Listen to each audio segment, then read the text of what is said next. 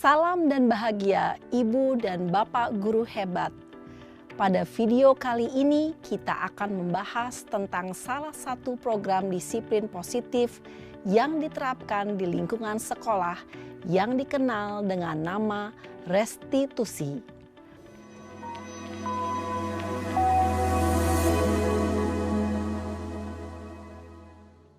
Restitusi dikembangkan oleh pakar pendidikan Diane Goshen, berlandaskan pada teori kontrol Dr. William Glasser. Segitiga restitusi adalah suatu proses dialog yang dijalankan oleh guru atau orang tua agar dapat menghasilkan murid yang mandiri dan bertanggung jawab. Pada saat guru di posisi manajer, aspek yang dikembangkan pada murid adalah motivasi intrinsik, sehingga penanaman nilai-nilai kebajikan dapat tumbuh dan berkembang menjadi suatu kebiasaan positif yang akhirnya membentuk karakter murid. Proses dialog ini terdiri dari 3 langkah yang digambarkan pada ketiga sisi pada segitiga restitusi. Sisi pertama adalah menstabilkan identitas. Sisi yang kedua adalah validasi tindakan yang salah. Dan sisi yang ketiga adalah menanyakan keyakinan. Ibu dan Bapak guru, berikut ini akan ditunjukkan bagaimana seorang guru berada dalam posisi manajer menggunakan penerapan segitiga restitusi.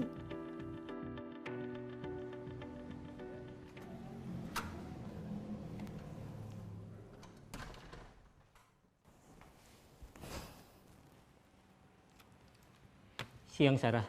Siang, Pak. Sudah lama nggak ketemu Sarah? Kenapa hari ini ada di sini? Kesel, Pak. Kesel banget. Masa aku dikatain tukang fitnah, Pak? Ya aku marah lah. Aku balik ngatain Eka di depan kelas. Kesel banget. Oh, begitu. Ya pasti kamu marah dan kesal. Bapak juga akan marah apabila ada yang menuduh Bapak seperti itu. Kemudian, pada saat itu kamu mau melakukan apa? Ya saya langsung ngatain Eka lah, Pak. Kesel banget. Saya bentak-bentak dia depan teman-teman lain. Oh, begitu. Pasti kamu melakukan seperti itu karena suatu alasan tertentu, bukan? Iyalah, masa saya diam saja, Pak? Ya saya bela diri lah. Masa saya dituduh tukang fitnah? Ya wajarlah. Mempertahankan harga diri itu sesuatu yang penting buat kamu. Untung kamu tidak bertindak lebih gegabah lagi. Hanya membentak-bentak. Iya, Pak. Untung saya masih bersabar dan hanya membentak saja. Sudah gemes padahal. Saya pasti bela diri lah. Ya pasti ya. Tapi kamu memilih untuk tetap bertahan dan bersabar. Kamu memilih untuk tidak berbuat lebih parah lagi, bukan? Iya. Nah, sekarang coba kita lihat lagi. Tindakan kamu yang bentak-bentak Eka di kelas. Tindakan kamu itu kira-kira sesuai dengan keyakinan kelas atau prinsip kamu tidak? Enggak lah, Pak. Capek, Pak, jadi pemarah. Jadi keyakinan atau prinsip mana yang kurang sesuai dengan keinginan kamu? Ya, saya sebenarnya sangat menghargai orang lain. Mungkin saat itu saya menjadi emosi, jadi tidak menunjukkan sikap itu. Kamu meyakini tidak? Menghargai orang lain itu penting buat kamu? Yakinlah, Pak. Iya, setuju. Kita harus saling menghargai. Namun, ada juga keyakinan yang kita sepakati yang perlu kita jalankan apabila kita sedang marah, bukan? Ya saya bisa lebih proaktif, mulai dengan diri sendiri. Saya bisa jadi lebih bersabar, mengambil waktu jeda untuk berpikir mau apa selanjutnya. Kira-kira kamu bersedia memperbaiki masalah ini tidak? Bersedia, Pak. Kalau kamu memperbaiki masalah ini, kamu akan menjadi orang seperti apa? Saya akan menjadi orang yang bertanggung jawab kali ya, Pak. Dan senantiasa proaktif. Iya, menurut kamu bagaimana rasanya menjadi orang seperti itu? Ya nyaman lah, bangga bisa bersabar dan menahan diri. Baiklah kalau begitu. Yuk kita pikirkan bagaimana memperbaiki masalah ini.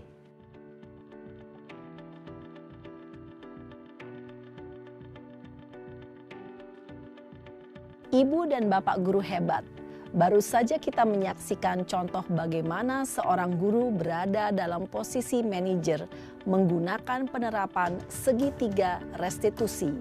Mari kita bahas satu persatu.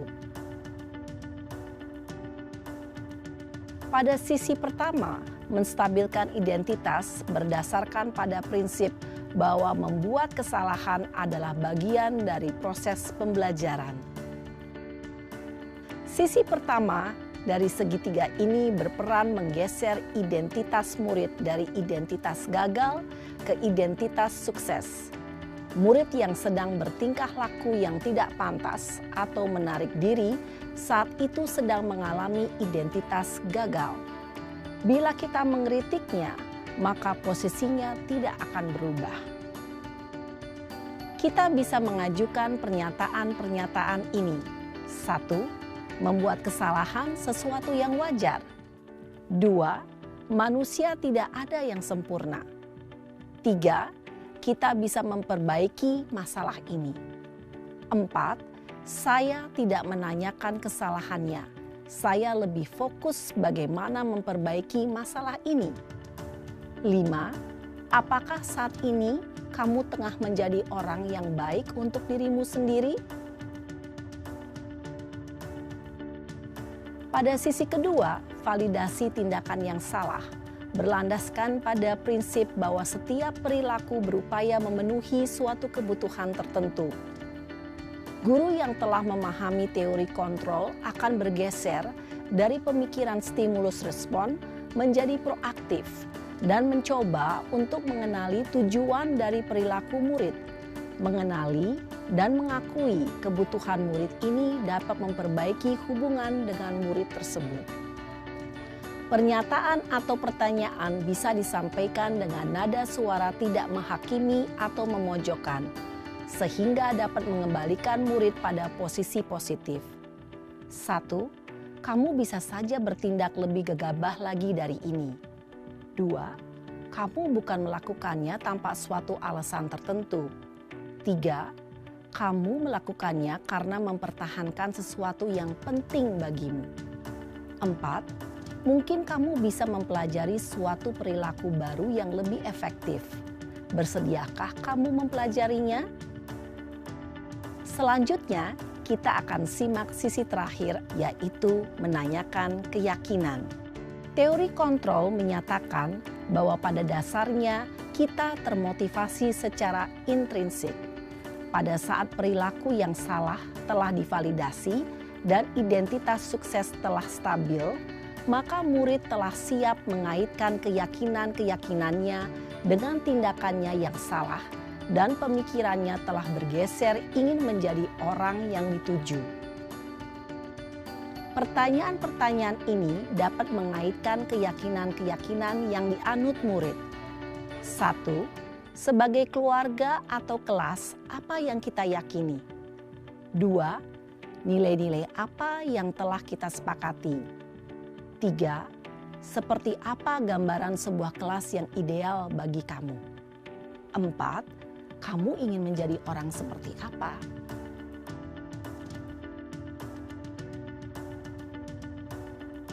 Dalam menerapkan segitiga restitusi, perlu diperhatikan beberapa hal, yaitu 1. Perilaku yang salah perlu dikaitkan dengan nilai-nilai atau keyakinan-keyakinan yang telah disepakati atau dituju. 2. Kesediaan orang yang melakukan kesalahan untuk memperbaiki masalah. 3. Pemecahan masalah sebisa mungkin relevan atau memiliki hubungan dengan masalah yang ada. 4. Usaha. Perlu adanya suatu usaha perbaikan dari pihak yang berbuat kesalahan. 5. Waktu. Perlu didedikasikan waktu dari pihak yang berbuat kesalahan. Tanyakan kapan akan mulai diberlakukan usaha untuk memperbaiki masalah. Dengan memahami struktur penerapan segitiga restitusi, diharapkan guru dapat menerapkan posisinya sebagai manajer dengan mengajukan pertanyaan-pertanyaan bermakna yang dapat membuat murid menjadi lebih percaya diri, bertanggung jawab, dan mandiri. Nah, ibu bapak guru perlu tidaknya mengikuti ketiga tahapan dalam segitiga restitusi bergantung pada ringan beratnya suatu permasalahan. Misalnya, bila permasalahan tersebut ringan, maka tidak perlu dijalankan secara berurutan. Bahkan bisa semudah menanyakan apa keyakinan yang kita sepakati.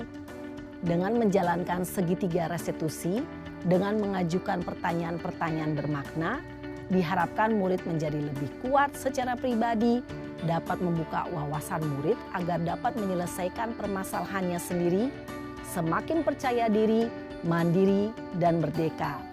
Salam dan bahagia, Ibu Bapak Guru hebat.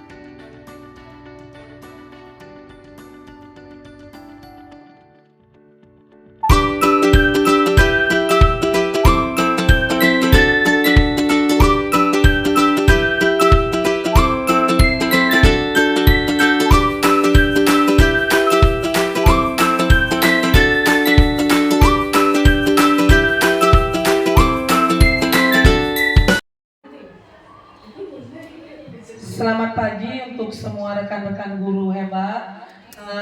Saya mengucapkan terima kasih kepada Bapak Ibu guru yang hebat dan luar biasa ini, yang mau memberikan waktunya dengan kesibukan kita untuk mengurus anak-anak kita, mengurus kelas kita, tapi tetap mau untuk berada di sini, diseminasi dari saya, pengimbasan budaya positif. Seperti yang Bapak Ibu ketahui, ya, saya merupakan calon guru penggerak, dan ini adalah salah satu tugas aksi nyata saya sebagai guru penggerak yang harus memberikan pengimbasan kepada rekan-rekan guru yang berada di lingkungan saya tentang budaya positif. Mungkin itu saja pembuka dari saya. Saya mohonkan kepada Ibu Kepala Sekolah untuk memberikan sepatah dua kata-kata. Ya, Assalamualaikum warahmatullahi wabarakatuh. Selamat pagi, salam sejahtera untuk kita semua. Ya, Bapak Ibu, alhamdulillah kita bisa berkumpul di pagi hari ini.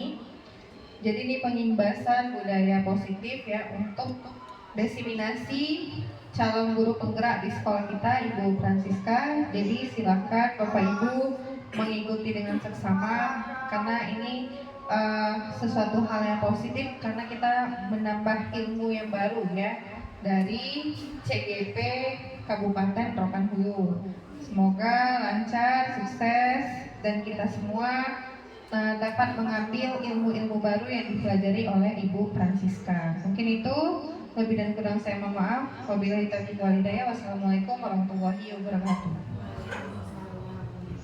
Terima kasih kepada Ibu Kepala Sekolah yang terus memberikan support dan dukungan kepada saya untuk saya boleh terus semangat melanjutkan program guru penggerak ini. Baik Bapak Ibu, tanpa berpanjang-panjang, tanpa berlama-lama, kita langsung masuk saja Bapak Ibu kepada budaya positif. Baik Bapak Ibu sekalian ya, selanjutnya. Nah, konsep budaya positif ini Bapak Ibu, kita terlebih dahulu harus merubah paradigma belajar kita. Kemudian terciptalah disiplin positif, dan di dalam disiplin positif itu terkandung nilai-nilai kebajikan universal. Di sini juga kita akan membahas apa sih kebutuhan dasar manusia, sehingga kita ketika menerapkan budaya positif di sekolah dan di kelas, kita bisa tahu kebutuhan dasar anak-anak kita. Kemudian apa yang menjadi motivasi perilaku manusia, dan yang kemudian yang tidak kalah penting ini adalah posisi kontrol guru dan keyakinan kelas serta segitiga restitusi. Selanjutnya Pak. Ya, baik Bapak Ibu yang hebat, kita sering salah tentang teori kontrol ya. Kita sering di dalam pikiran kita menganggap bahwa kita sebagai guru, kitalah yang mengontrol murid. Kita katakan diam, anak-anak akan diam, dan kita menganggap bahwa anak itu kita bisa kontrol. Ketika kita katakan diam, anak-anak diam. Ternyata itu hanyalah ilusi ya, bahwa guru mengontrol manusia. Kemudian ilusi bahwa kritik dan membuat rasa bersalah mampu menguatkan karakter. Ketika kita membuat siswa kita Bapak Ibu menjadi merasa bersalah, maka anak-anak itu memang ya dia berubah. memang iya, dia menjadi baik. Tetapi karena ada unsur paksaan, bukan dari intrinsik di dalam anak itu sendiri. Kemudian ilusi bahwa orang dewasa berhak memaksa. Ini semua pemahaman yang salah. Saya mau coba satu orang dulu. Pak Ali, bisa ke depan Pak Ali? Iya. Iya. Iya. Pak Ali tolong coba kepalkan tangannya. Ada temannya Pak. Oke, Bapak kepalkan tangannya, ya. Kemudian dengan kepalan tangan ini, coba Abi, coba bujuk. Bapak ini berusaha ini tetap menutup, ya. Tapi bagaimana nanti orang Abi membujuk supaya ini bisa dibuka? Bagaimana cara Abi membujuk supaya ini bisa dibuka kepalan tangannya? Iya.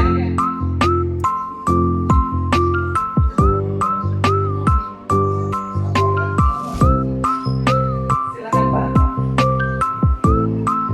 Terbuka? Belum berhasil? Belum. Coba Pak Hari. Pak Hari.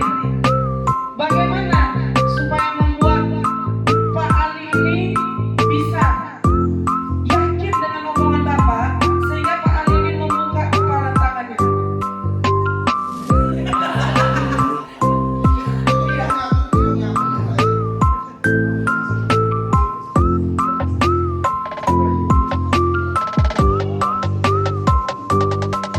Coba bagaimana cara Bapak sampai terbuka tangan Bapak itu?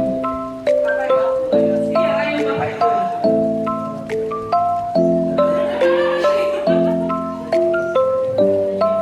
Tidak, oke. Pak Ali punya prinsip, dia tidak mau membuka. Coba putari. Ya, yang perempuan biasanya perempuan ini jago merayu Bapak Ibu ya. Iya.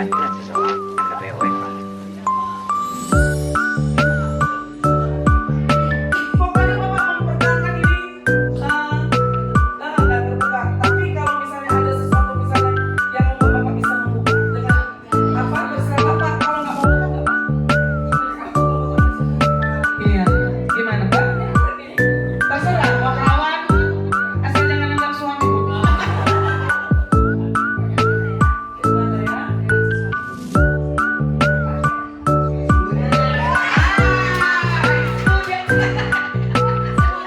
Baik. Iya. Dapat gambar ya? Oke. Kira-kira Bu Esis. Kenapa Pak Ali tadi ketika Pak Hari sudah berusaha membujuk, bahkan Abi udah mau membujuk ya, tapi Pak Ali tetap kekeh mengepalkan tangannya. Gimana Bu? Mungkin menurut saya karena cara Pak Ali dengan Pak Hari belum membuat Abi dengan Pak Hari belum membuat Pak Ali hati tersentuh. Dan waktu Bu Tari membujuk Pak Ali dengan uang ya, dengan sesuatu membuat hati Pak Ali terbuka dan tersentuh sehingga tangannya ke paling terbuka. Itulah artinya berarti kalau perempuan yang membujuk akan terbuka hati. Ya, jadi Bapak Ibu yang hebat itu di situ kita belajar bahwa ternyata kontrol itu kita yang membuat.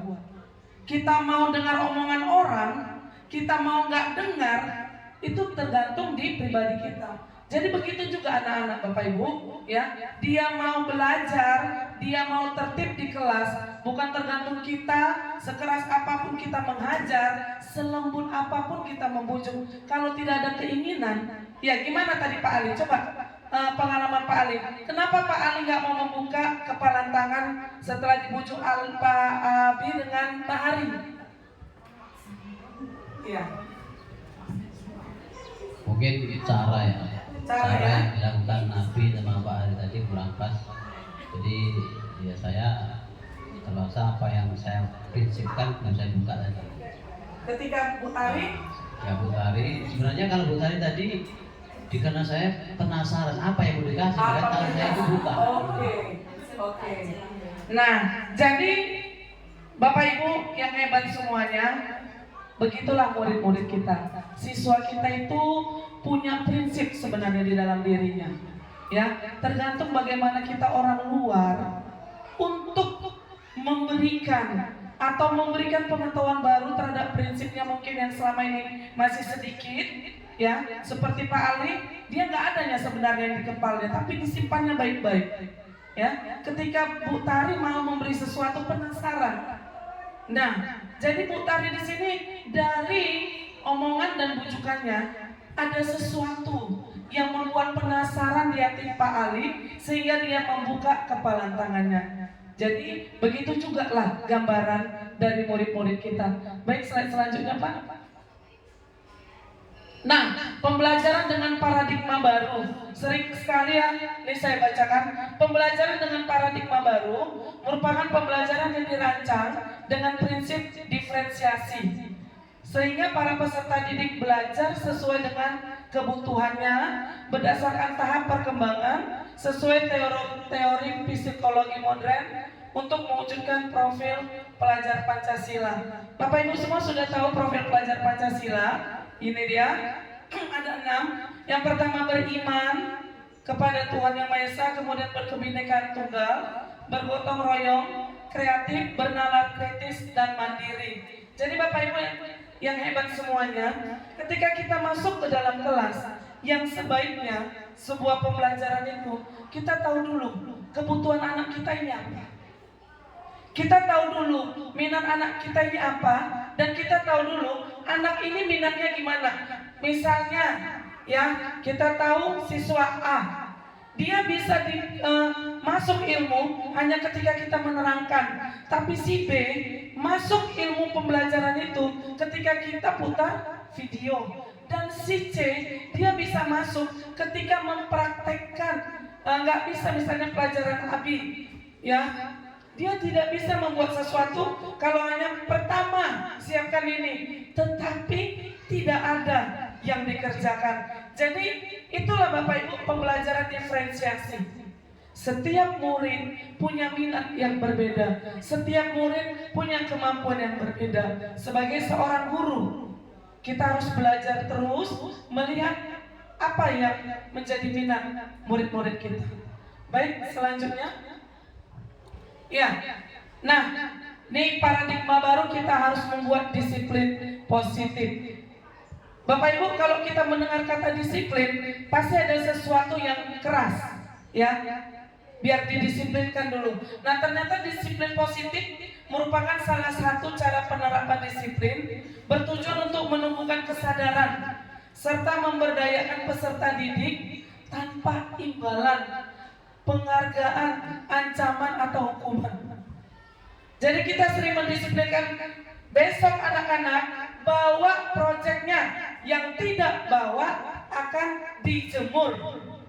Itu disiplin, tapi tidak positif. Coba Pak, PPT kuis Pak. Iya, yang kuis Pak, PPT.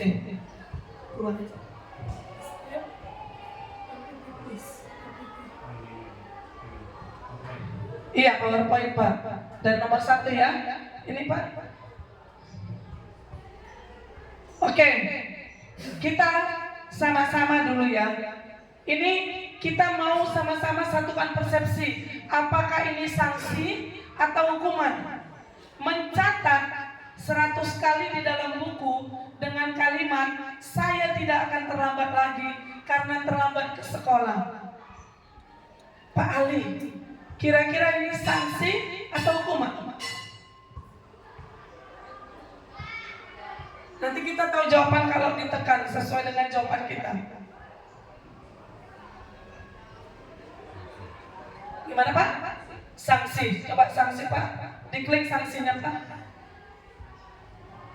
Oke. Ternyata benar. Ya. Kenapa? Mencatat 100 kali di dalam buku kalimat itu sanksi. Ini karena sebelumnya dia sudah punya keyakinan kelas. Ada kesepakatan. Selanjutnya Pak. Oke. Pak Rois, lari mengelilingi lapangan basket 2 kali karena terlambat hadir di sekolah. Apakah ini hukuman atau sanksi? Hukuman coba Pak. Wow, benar, luar biasa. Berarti sudah paham ya. Selanjutnya, ya, Abi, membersihkan coretan yang dibuatnya di meja tulis. Sanksi. Wow, dari 3 semuanya benar. Selanjutnya Pak. Ya, Bapak sendirilah yang mengklik. Kira-kira apa jawabannya Pak? Murid diminta untuk push up 15 kali karena tidak menggunakan masker ke sekolah. Oke, hukuman. Ya, selanjutnya Bu Esis menggantikan tugas teman yang telah dicoret-coret. Sanksi Pak. Wah, kita sudah paham ya. Selanjutnya, dari 5 belum ada yang salah. Ini yang sering menjemur ini Abi nih biasanya. Coba Bi, ini apa Bi, hukuman atau sanksi? Hukuman ya. Oke. Berjemur di lapangan basket jam 12 siang karena mengobrol dengan teman. Oke, selanjutnya Bu Tari, murid diminta telanjang kaki sepanjang hari karena tidak menggunakan sepatu warna hitam sesuai peraturan sekolah.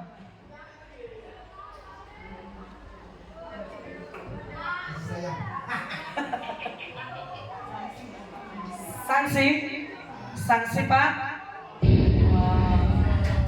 Ya. Oke, selanjutnya nomor 8. Bu Mira berdiri di depan kelas sambil mengangkat satu kaki karena tidak bisa menjawab pertanyaan. Hukuman Pak. Oke, benar. Selanjutnya Pak Iman menumpahkan air tumpahan di meja tulis, membersihkan air tumpahan di meja tulis karena tersenggol pada saat belajar. Sanksi. Iya, itu merupakan konsekuensi ya. Ketika dia menumpahkan, dia akan membersihkan. Pak, udah tadi.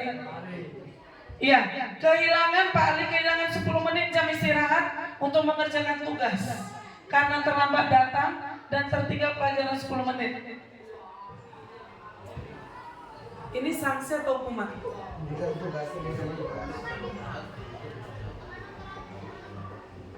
Jadi siswa ini datang terlambat Pak. Jadi Bapak kasih dia waktu lagi. Ini waktunya udah istirahat. Sanksi. Oke, benar. Iya. Selanjutnya, ini sama ya seperti tadi ya. Coba Pak. Oke. Yang hari ini piket, Bu Esis, coba Bu Esis. Duduk di bangku di pinggir lapangan pada jam istirahat. Tidak diizinkan bermain oleh guru piket karena mencederai teman saat bermain di lapangan. Sanksi. Selanjutnya, lanjut Pak, ini tadi udah. Oke, coba Bu, mau ada bisa Bu? Bisa? Lari mengelilingi lapangan basket 2 kali karena terlambat masuk pelajaran PJOK. Hukuman Pak. Kok diketahui? Oke, lanjut. Selanjutnya udah habis ya. Oh ya, membersihkan WC sekolah karena mematahkan pensil kawannya Pak Rois. Sanksi atau hukuman? Oke, baik. Kita lanjut slide-nya. Jadi dari pertanyaan itu, slide ini tadi Pak, budaya positif. Iya. Oke, Bapak Ibu, dari tadi kita melihat sanksi, konsekuensi atau hukuman. Nah, belum Pak, sebelum ini Pak. Lagi. Oke, disiplin positif Pak. Oke, sebagai pendidik, tujuan kita itu adalah menciptakan peserta didik yang memiliki disiplin diri, sehingga mereka berperilaku mengacu kepada nilai kebajikan universal dan memiliki motivasi intrinsik dalam perubahan perilaku ke arah yang lebih baik. Jadi Bapak Ibu, baiknya, tapi nanti di slide selanjutnya saya akan terangkan. Lanjut Pak. Nah, apa nilai-nilai kebajikan? Nah, nilai kebajikan itu adalah meliputi keadilan, tanggung jawab, kejujuran, bersyukur, lurus hati, dan masih banyak yang lain lagi. Nilai-nilai kebajikan. Menurut Dian Gosen berpendapat bahwa bila kita ingin menumbuhkan motivasi intrinsik dalam diri seseorang, maka tumbuhkanlah pemahaman terhadap nilai-nilai kebajikan. Nah, karena kita ini adalah kurikulum merdeka berdasarkan profil pelajar Pancasila, maka inilah nilai-nilai yang kita inginkan bahwa siswa itu ada di dalam dirinya masing-masing. Ada bergotong royong, pelajar memiliki kemampuan untuk melakukan kegiatan bersama-sama dengan sukarela, kreatif, mampu memodifikasi dan menghasilkan sesuatu yang orisinil. Berkebinekaan global, mempertahankan budaya luhur, lokalitas, dan identitasnya, dan terbuka dalam berintegrasi dengan budaya lain.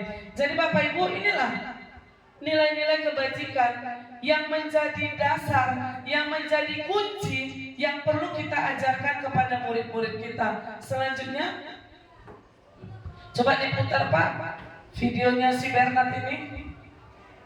Marganya apa nih? Marganya marga apa, Bina Sution. Keluar. Oke. Ini.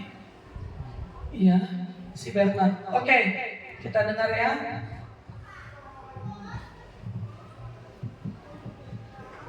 Suaranya Pak besar.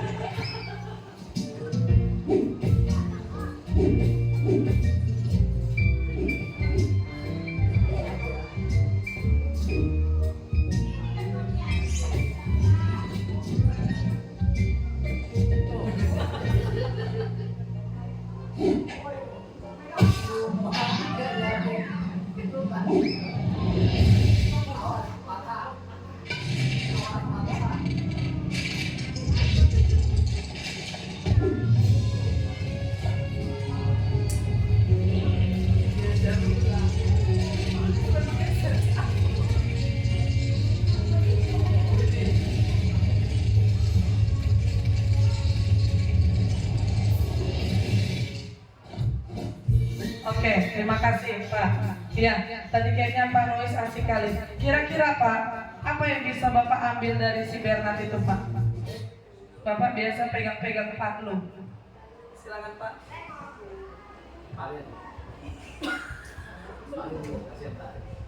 Ya, silakan Pak. Boleh. Ini menceritakan tentang mimpinya seorang yang ingin meraih cita-cita. Ketika dia sudah mapan, ada rasa kesombongan dalam dirinya. Akhirnya kesombongan itu yang menghancurkan dirinya sendiri. Itu Kesombongannya ya. Oke. Siapa lagi mau menambahkan? Pak Ali, gimana Pak Ali? Kira-kira apa? Hah? Belum nonton? Belum ketemu ya? Iya. Kalau basis, apa yang mau ambil? Pak Hari ya? Abi? Wah, Abi 7 tangan, luar biasa nih murid ini. Terima kasih Bu SPDGR. Yang kita lihat dari awal dia berusaha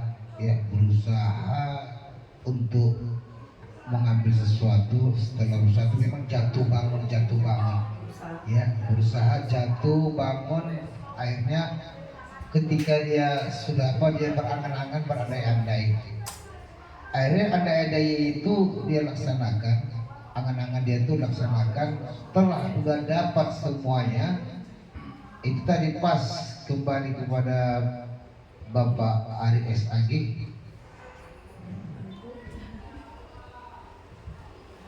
Karena mungkin dia tuh merasa dia tuh sudah mencapai cita-citanya, impian dia, angan-angannya, dia lupa sakitnya dulu. Setelah dia sampai di atas senang, itu bukan angkuhnya bangga dengan dia sampai di atas, gak tahu kebanggaannya itu lupa awalnya dari dasar dia untuk mencapai sesuatu yang dicita-citakan.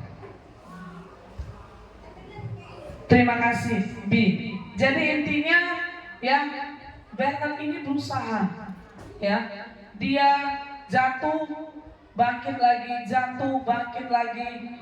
Dia berusaha dengan berbagai cara. Cara tadi dia 2 tangan 2 kaki gagal, dia beda lagi caranya ya. Yang pasti dari Bernard ini, dia punya motivasi dalam dirinya. Seperti dibilang Abi, dia punya angan-angan, dia punya cita-cita. Begitulah murid-murid kita. Kita harus membangkitkan motivasi dari dalam diri siswa kita, supaya dia bisa meraih kebahagiaan yang dia inginkan dalam kehidupannya. Kita lanjut Pak.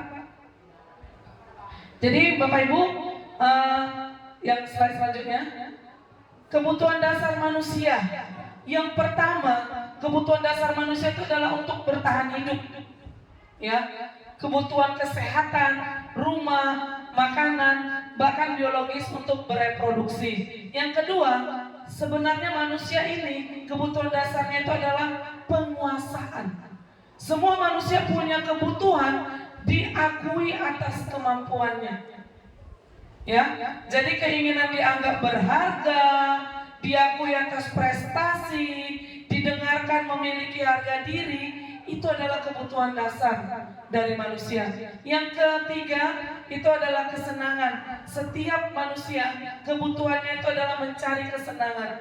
Kemudian kebutuhan selanjutnya, kebutuhan untuk disayangi dan diterima oleh komunitasnya. Yang terakhir, kebebasan. Anak-anak dengan kebutuhan kebebasan yang tinggi, mereka perlu banyak bergerak. Mereka suka coba-coba, tidak terlalu terpengaruh dengan orang lain. Dia senang melakukan hal yang baru. Inilah kebutuhan dasar manusia menurut William Glasser. Kita lanjut. Nah, Bapak Ibu, motivasi perilaku manusia dalam intrinsik itu artinya dari dalam. Mereka ingin menjadi dihargai dengan nilai yang mereka miliki. Kalau dari intrinsik, supaya mereka dihargai aja, mendapat penghargaan dari orang, kemudian dia melakukan sesuatu supaya tidak dihukum. Lanjut Pak.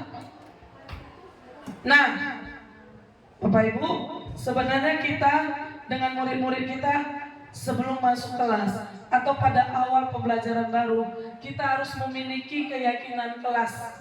Keyakinan kelas itu harus dibuat bersama-sama. Ya, apa yang mau kita sepakati dengan siswa kita untuk kita yakini, untuk kita lakukan sepanjang tahun selama proses pembelajaran. Boleh hanya wali kelas, boleh juga guru bidang studi misalnya Abi, boleh. Contohnya keyakinan kelas, setiap ada praktek wajib membawa alat dan bahan. Nah, Bapak Ibu, tetapi keyakinan kelas itu harus yang ketiga dibuat dengan pernyataan positif. Jangan menggunakan kata-kata negatif, yaitu jangan, tetapi rubah dengan kalimat yang positif. Misalnya, jangan berbicara ketika guru menerangkan, tetapi bagaimana merubah kalimat positifnya? Tetap tenang ketika guru menerangkan, tetap memperhatikan ketika teman berbicara. Jadi kita ganti kalimat negatif dengan kalimat positif. Yang namanya keyakinan itu dibuat dengan pernyataan positif. Jadi semua warga sekolah itu dilibatkan. Lanjut Pak. Pak Syukur. Lanjut, sudah. Ya ini. Nah, tadi kita sudah membahas sebelumnya Pak. Oke, hukuman dan konsekuensi.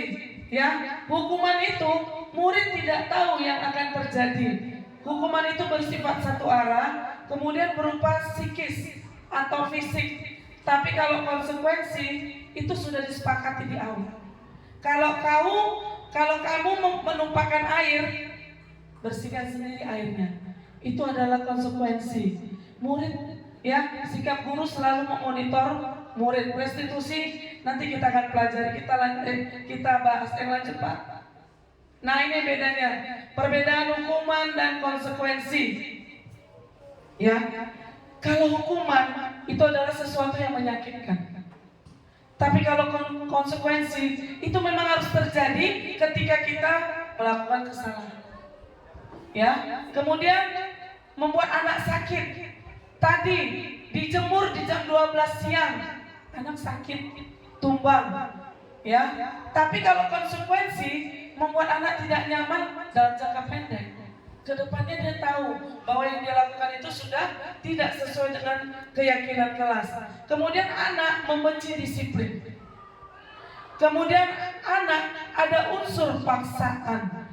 Anak cenderung menyakiti diri sendiri, ya, menjadi marah, menjadi malu, merasa tidak dihargai. Itulah kalau hukuman. Tapi kalau sanksi, anak menjadi belajar untuk mematuhi peraturan. Anak tidak kehilangan hak, anak tidak diasingkan, ya. Tetapi di situ anak mendorong, mudah menyesuaikan dirinya. Itulah perbedaan hukuman dan konsekuensi. Lanjut Pak. Lanjut Pak.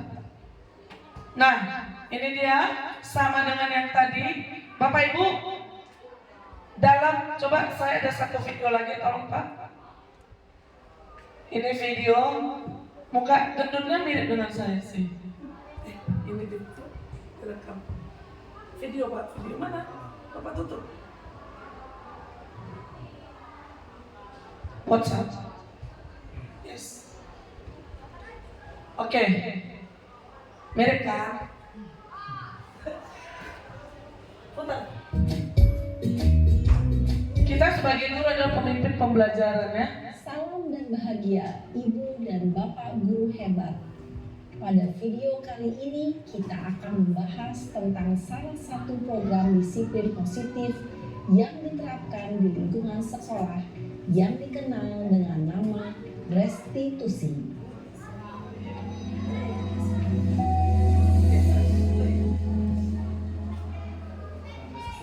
Restitusi dikembangkan oleh pakar pendidikan Diane Goshen, berlandaskan pada teori kontrol Dr. William Glaser. Segitiga restitusi adalah suatu proses dialog yang dijalankan oleh guru atau orang tua agar dapat menghasilkan murid yang mandiri dan bertanggung jawab. Pada saat guru di posisi manajer, aspek yang dikembangkan pada murid adalah motivasi intrinsik, sehingga penanaman nilai-nilai kebajikan dapat tumbuh dan berkembang menjadi suatu kebiasaan positif yang akhirnya membentuk karakter murid. Proses dialog ini terdiri dari 3 langkah yang digambarkan pada ketiga sisi pada segitiga restitusi.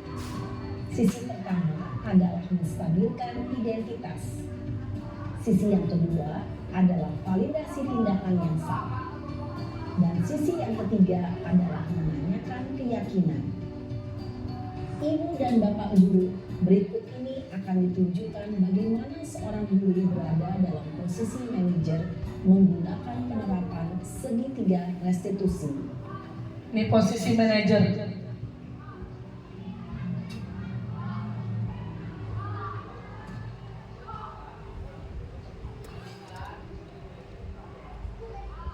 Siang Sarah. Siang Pak. Sudah lama nggak ketemu Sarah. Kenapa hari ini ada di sini? Kesel Pak, kesel banget. Masa aku dikatain tukang fitnah Pak? Ya aku marah lah. Aku balik ngatain Eka di depan kelas. Kesel banget.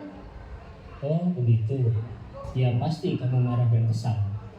Bapak juga akan marah apabila ada yang menuduh Bapak seperti itu. Kemudian pada saat itu kamu mau melakukan apa? Ya saya langsung ngatain Eka lah Pak. Kesel banget. Saya bentak-bentak dia depan teman-teman lain. Oh begitu. Pasti kamu melakukan seperti itu karena suatu alasan tertentu kan? Iyalah, masa saya diam saja Pak? Ya saya bela diri lah. Masa saya dituduh tukang fitnah? Ya wajar lah. Mempertahankan harga diri itu sesuatu yang penting buat kamu. Untung kamu tidak bertindak lebih gegabah lagi. Hanya membentak-bentak. Iya Pak. Untung saya masih bersabar dan hanya membentak saja. Sudah gemes padahal. Saya pasti bela diri lah. Ya pasti ya. Tapi kamu memilih untuk tetap bertahan dan bersabar. Kamu memilih untuk tidak berbuat lebih parah lagi kan? Iya. Nah, sekarang coba kita lihat lagi tindakan kamu yang bentak-bentak Eka di kelas. Tindakan kamu itu kira-kira sesuai dengan keyakinan kelas atau prinsip kamu tidak? Enggak lah Pak. Capek Pak jadi pemarah. Jadi keyakinan atau prinsip mana yang kurang sesuai dengan keinginan kamu? Ya, saya sebenarnya sangat menghargai orang lain.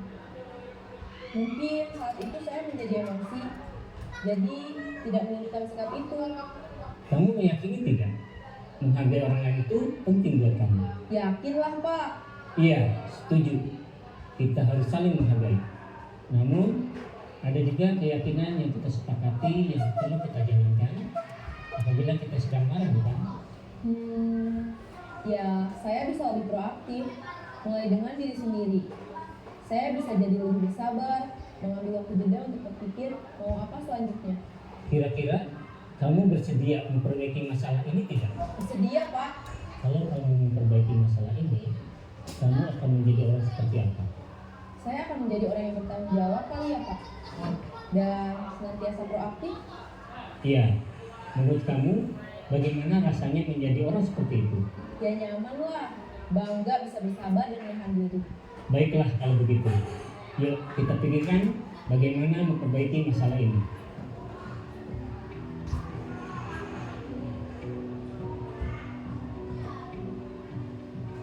Ibu dan Bapak guru hebat. Baru saja kita menyaksikan contoh bagaimana seorang guru berada dalam posisi manajer menggunakan penerapan segitiga restitusi. Mari kita bahas satu persatu. Pada sisi pertama, menstabilkan identitas berdasarkan pada prinsip bahwa membuat kesalahan adalah bagian dari proses pembelajaran. Sisi pertama dari segitiga ini berperan menggeser identitas murid dari identitas gagal ke identitas sukses. Murid yang sedang bertingkah laku yang tidak pantas atau menarik diri saat itu sedang mengalami identitas gagal.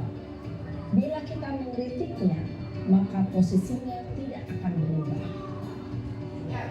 Kita bisa mengajukan pernyataan-pernyataan ini. 1. Membuat kesalahan sesuatu yang wajar. 2. Manusia tidak ada yang sempurna. 3. Kita bisa memperbaiki masalah ini. 4. Saya tidak menanyakan kesalahannya. Saya lebih fokus bagaimana memperbaiki masalah ini. 5. Apakah saat ini kamu tengah menjadi orang yang baik untuk dirimu sendiri? Pada sisi kedua, validasi tindakan yang salah berlandaskan pada prinsip bahwa setiap perilaku berupaya memenuhi suatu kebutuhan tertentu. Guru yang telah memahami teori kontrol akan bergeser dari pemikiran stimulus respon menjadi proaktif dan mencoba untuk mengenali tujuan dari perilaku murid, mengenali dan mengakui kebutuhan murid ini dapat memperbaiki hubungan dengan murid tersebut. Pernyataan atau pertanyaan bisa disampaikan dengan nada suara tidak menghakimi atau memojokkan, sehingga dapat mengembalikan murid pada posisi positif. 1. Kamu bisa saja bertindak lebih gegabah lagi dari ini. 2. Kamu bukan melakukannya tanpa suatu alasan tertentu. 3. Kamu melakukannya karena mempertahankan sesuatu yang penting bagimu. 4. Mungkin kamu bisa mempelajari suatu perilaku baru yang lebih efektif. Bersediakah kamu mempelajarinya? Selanjutnya, kita akan simak sisi terakhir, yaitu menanyakan keyakinan. Teori kontrol menyatakan bahwa pada dasarnya kita termotivasi secara intrinsik. Pada saat perilaku yang salah telah divalidasi dan identitas sukses telah stabil, maka murid telah siap mengaitkan keyakinan-keyakinannya dengan tindakannya yang salah dan pemikirannya telah bergeser ingin menjadi orang yang dituju. Pertanyaan-pertanyaan ini dapat mengaitkan keyakinan-keyakinan yang dianut murid. 1. Sebagai keluarga atau kelas, apa yang kita yakini? 2. Nilai-nilai apa yang telah kita sepakati? 3. Seperti apa gambaran sebuah kelas yang ideal bagi kamu? 4. Kamu ingin menjadi orang seperti apa?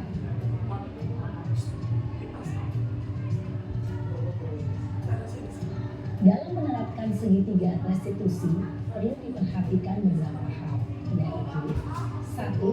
Perilaku yang salah perlu dikaitkan dengan nilai-nilai atau keyakinan. Coba kita pause, Pak. Iya.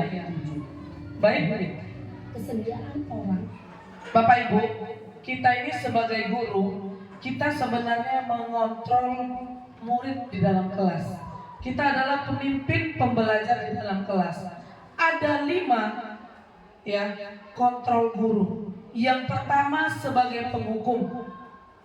Yang kedua, pembuat rasa bersalah. Yang ketiga, kita sebagai teman kepada siswa kita. Kemudian kita sebagai manajer. Kita sebagai pemantau.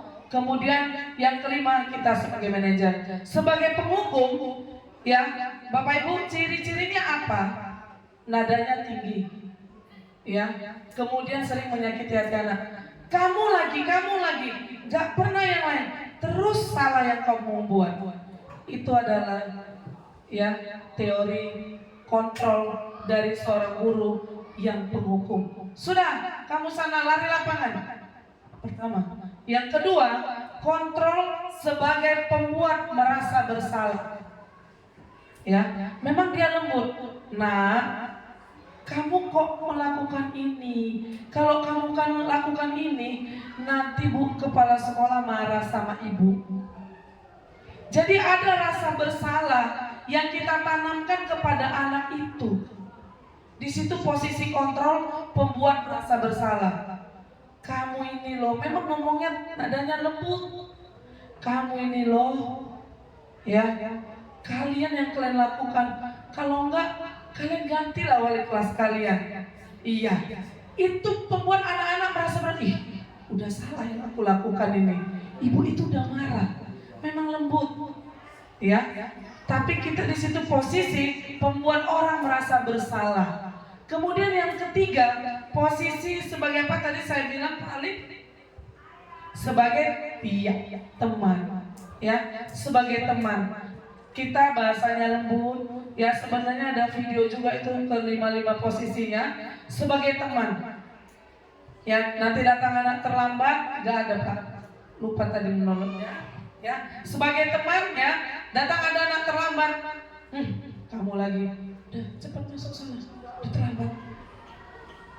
Ada kerugian, ada dampak negatifnya ketika kita posisikan diri kita sebagai teman kepada murid-murid kita. Kenapa? Jadi anak itu kalau nggak sama kita, dia nggak nyaman. Harus sama Bu Esis, omongan Bu Esis yang dia dengar. Karena dia sudah menganggap Bu Sis Febri adalah temannya. Ketika Pak Rois ngomong, nggak didengar anak. Di situ kita sudah ambil posisi kontrol sebagai seorang teman, ya. Kemudian Bapak Ibu guru hebat, selanjutnya posisi kontrol yang selanjutnya adalah apa tadi Pak Ali lagi masih ingat? Pemantau, ya, pemantau. Oke nak, ya, kamu tadi sudah salah. Sekarang kamu catat ini dalam bukumu sebagai konsekuensinya. Dia hanya memantau, kemudian kamu berubah. Itu adalah posisi kontrol guru sebagai seorang pemantau. Nah, yang terakhir adalah sebagai seorang manajer. Ya, sebagai seorang manajer, itulah tadi video yang kita tonton bersama-sama, kita saksikan bersama-sama. Sulit Bapak Ibu, kita menjadi seorang manajer sulit. Sangat sulit. Apalagi anak yang bersalah itu, anak yang melakukan kesalahan itu lagi susah dibilangin. Ya, tetapi kita ini semua adalah orang-orang yang pembelajar. Artinya kita ini terus mau belajar sepanjang hayat kita. Sulit bukan berarti tidak bisa. Benar ya Bapak Ibu? Sulit sekali. Apalagi saya pribadi. Saya makanya sering ngomong, udahlah biar aja. Saya tidak lagi menjadi seorang guru yang marah-marah. Sebagai teman pun ada juga ternyata dampak negatifnya. Dia hanya senangnya sama satu orang guru. Ketika guru lain masuk, ketika guru lain ngomong, dia nggak dengar. Posisi yang terbaik itu adalah menjadi seorang manajer. Kita melakukan segitiga restitusi. Coba Pak, bagian segitiga restitusi. Lanjut. Terus. Lagi. Sampai ada segitiga Pak. Ke bawah itu kita lihat. Ini Pak. Oke, segitiga restitusi. Ini segitiga restitusi ini kita jalankan. Kita harus menempatkan posisi kita sebagai seorang manajer. Yang pertama itu terserah mau yang mana duluan. Ya, kita tadi dari video mana duluan? Pak Hari? Dari video menstabilkan identitas. Jadi ketika ada murid misalnya yang datang mengadu, kayak tadi kita lihat ada murid yang difitnah. Kemudian Pak Guru itu bukan langsung marah kepada si A atau yang memfitnah, tapi distabilkan dulu identitas anak. Setiap orang pasti pernah melakukan kesalahan. Iya nak, bapak pun kalau difitnah juga sama, marah. Distabilkan dulu, ya. Kamu bukan satu-satunya yang pernah melakukan itu. Bapak juga kalau difitnah. Itu tadi contoh videonya. Kemudian setelah menstabilkan identitas, apalagi Pak Syukur? Pak Syukur tadi seru sekali nontonnya, sampai dicatat. Yang mana Pak? Yang kedua, validasi kebutuhan. untuk ya. Di sini ketika kita sudah menstabilkan identitas, iya nah, Bapak juga kalau difitnah kayak gitu. Kemudian kita tanya, pasti kau punya alasan, kenapa kau harus marah-marah ketika difitnah? Adakah cara yang lebih efektif untuk mendapatkan apa yang kamu butuhkan? Tadi ada 5 kebutuhan setiap manusia. Kira-kira dari video siswi itu kebutuhan apa yang mau diinginkan anak itu? Kebebasan. Benar, tapi kurang tepat. Apa Pak?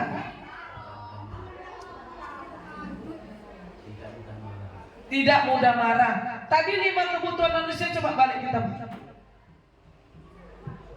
Lagi, terus lagi ini. Siswa tadi, kira-kira dari 5 kebutuhannya ini, mana yang tidak dia dapat ketika dia dalam kasus tadi?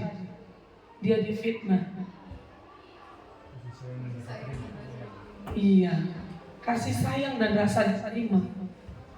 Ya, dia difitnah, dia merasa tidak disayangi, dia merasa tidak diterima. Ada satu kebutuhan dari murid itu yang tidak terpenuhi. Lanjut Pak ke segitiga restitusi Pak. Oke, jadi adakah cara yang lebih efektif untuk mendapatkan apa yang kamu butuhkan? Nah setelah itu langkah selanjutnya adalah tentunya menanyakan keyakinan. Nilai apa yang telah kita sepakati? Kamu ingin menjadi orang yang seperti apa? Ini segitiga restitusi ini adalah posisi sebagai seorang manajer.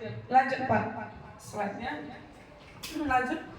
Nah, yang pertama, inilah berdasarkan prinsip membuat kesalahan adalah bagian proses pembelajaran. Jadi Bapak Ibu, sebenarnya kalau anak salah, jangan langsung ujuk-ujuk dimarah, dihukum.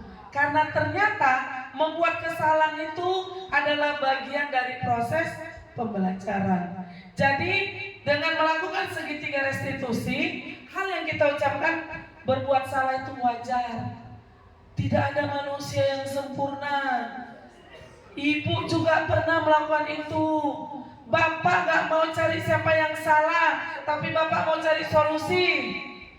Kamu berhak merasa seperti itu. Siapa dari kita Bapak Ibu yang pernah melakukan ini? Di posisi ini. Iya, Pak Royce ya. Oke, yang mana Pak? Tak ada manusia yang sempurna. Sambil nyanyi Bapak.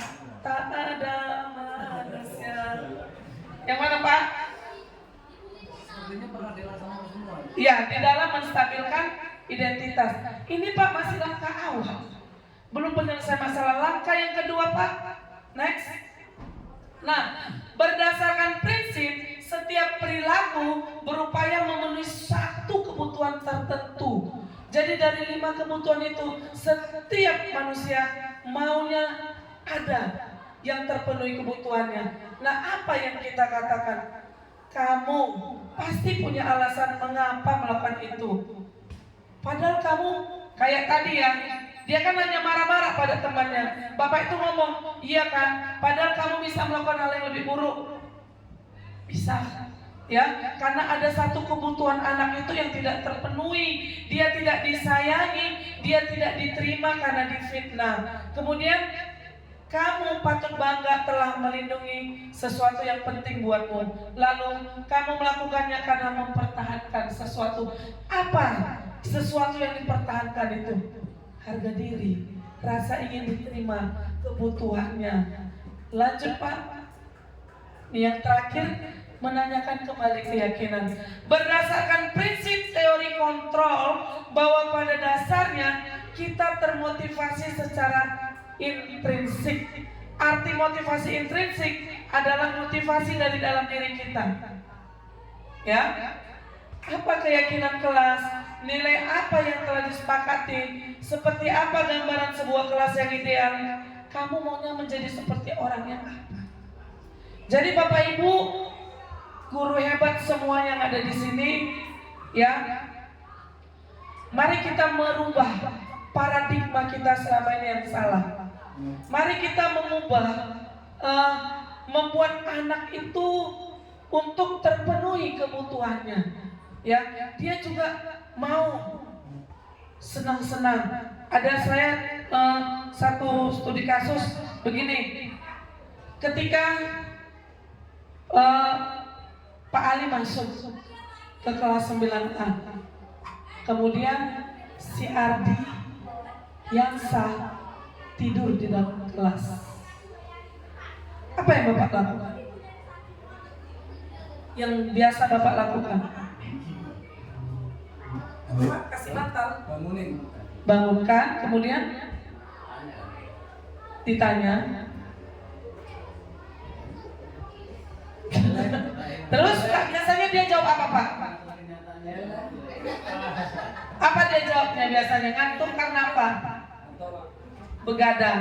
Apa yang Bapak lakukan setelah itu? Digimbal ya. Dikasih bantal. Nah, Bapak Ibu, ya, ketika kita masuk ke dalam kelas tadi, Ardi mau tidur. Kebutuhan apa yang mau dipenuhi oleh Ardi itu? Kebebasan. Dia biar bebas di dalam kelas.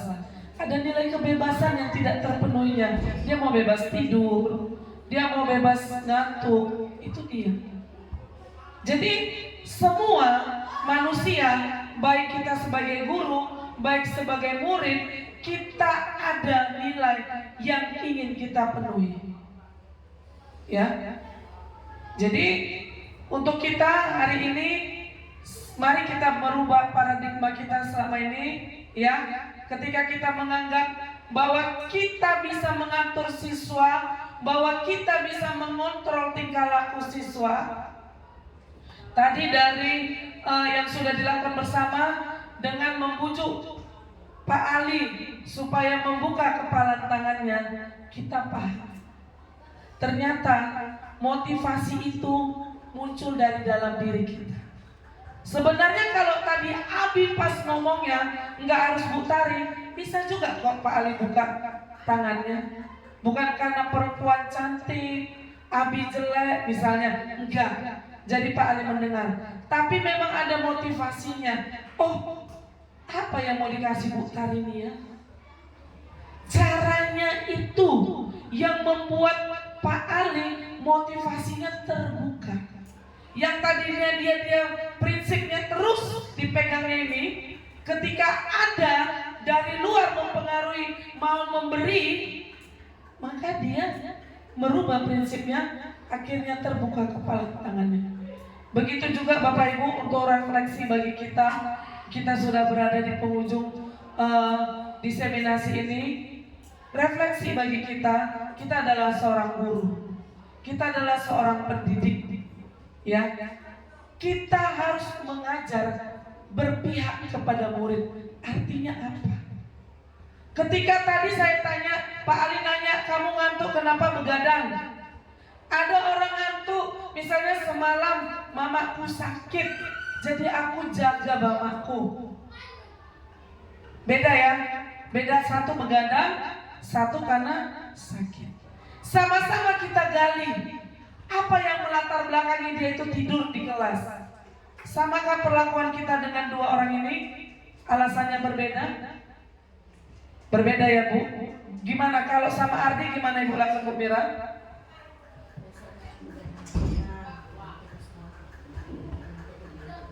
Oke, kalau sama yang ibunya sakit?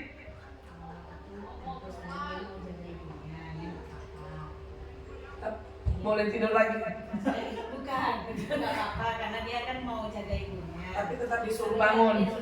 Dua-dua tetap disuruh bangun cuci muka. Iya. Ada perbedaan perilaku ketika kita sudah tahu apa yang melatar belakangi seorang siswa melakukan sesuatu.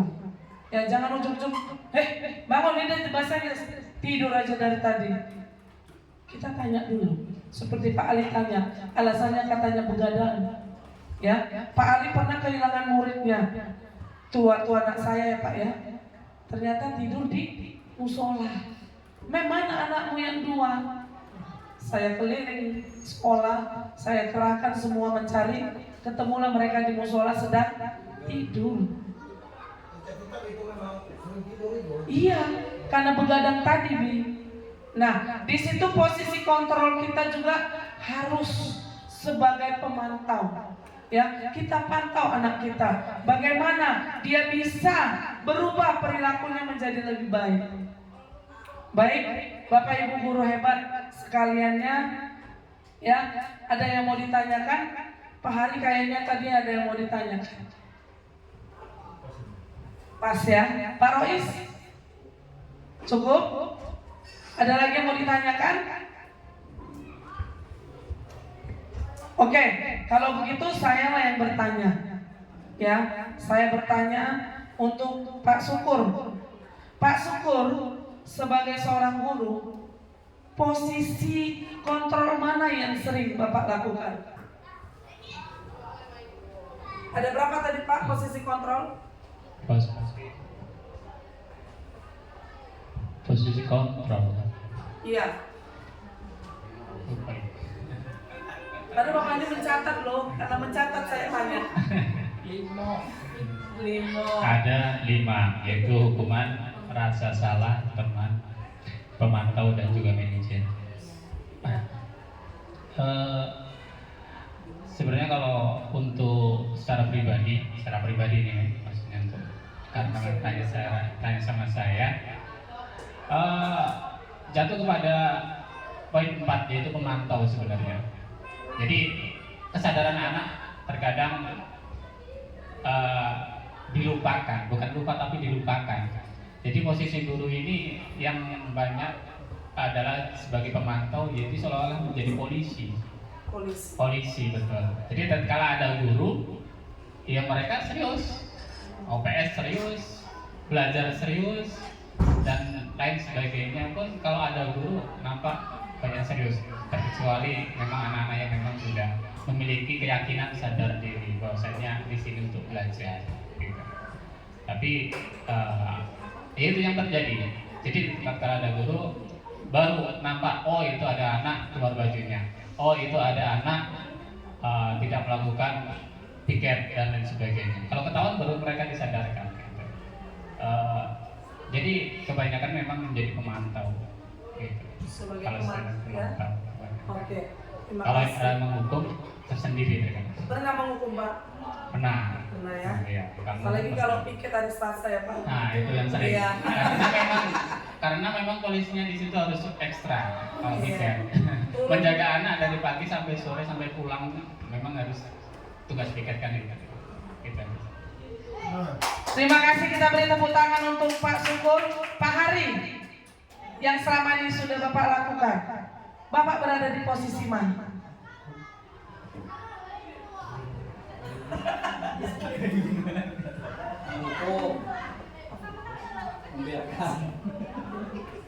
Baik, yang sering saya lakukan pada anak ini ialah menghukum. Menghukum. Ya. Terima kasih kejujurannya Pak. Sama kita Pak. Ya.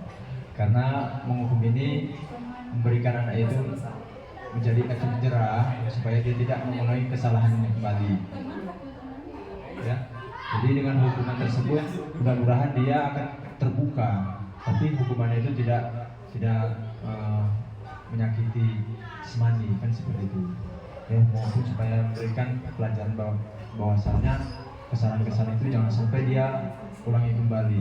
Seperti itu aja. Oke, baik. Pak Hari sering sebagai posisi, sebenarnya semua kita pernah melakukannya, tapi yang sering itu sebagai penghukum ya. Jadi Bapak Ibu, kalau kita menghukum anak-anak, identitas anak itu gagal, ya. Dia jadi benci dengan dirinya sendiri. Kemudian anak tersakiti, dia jadi benci peraturan. Maka sering anak, peraturan kan untuk dilanggar, karena sudah benci dia dengan hukuman ya. Tapi kalau konsekuensi, ya, memang anak tidak nyaman tapi sebentar. Proses pembiasaan, tapi nanti ke depan dia akan membiasakan dirinya untuk ya, melakukan sesuai dengan peraturan. Baik, Bapak Ibu guru hebat, semuanya dari tadi ya, ketika ada kuis hanya 2 yang jawab salah, hanya 2 yang kita jawab salah, itu luar biasa. Berarti secara keseluruhan kita semua sudah bisa membedakan sanksi dan hukuman. Yang namanya hukuman hanya menyakiti murid. Hukuman itu membuat anak benci peraturan. Hukuman itu membuat identitas anak gagal.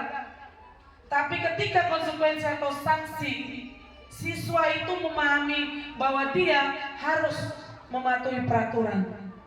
Baik, demikianlah Bapak Ibu guru hebat, pembebasan budaya positif dari saya. Saya memohon maaf jika ada salah atau kata di dalam selama kita berdiseminasi tadi. Kiranya ilmu yang saya bagikan ini, bagian terima kasihnya Pak, bagian terima kasihnya, biar bisa baca. Iya, kelewatan Pak. Semoga kita bisa mendapatkan ilmu yang bermanfaat dari presentasi ini. Semoga kita semua menjadi bapak guru hebat. Tepuk tangan untuk kita semua. Demikian, terima kasih waktunya. Selamat pagi untuk Bapak Ibu guru dan Ibu kepala sekolah. Bapak Ibu